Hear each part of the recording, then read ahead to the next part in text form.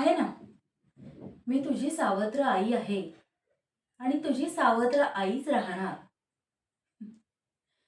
पण तुझ्या वडिलांना हे कुठे माहिती? त्यांना असंच वाटतं की मी तुझ्यावर किती प्रेम करते. पण खरं प्रेम माझं माझ्या मुलावर आहे. म्हणून तर मी तुला कमी शिकवलं.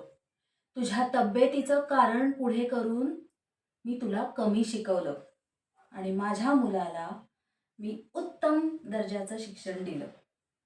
कारण माझ्या नवऱ्याचा सगळा बिझनेस पुढे जाऊन माझ्या मुलांनी सांभाळावा असं मला वाटतं. तू कर ना, तिथे वरवरची कामं कर ना. पण खरा बिझनेस ओनर हा माझा मुलगाच असेल.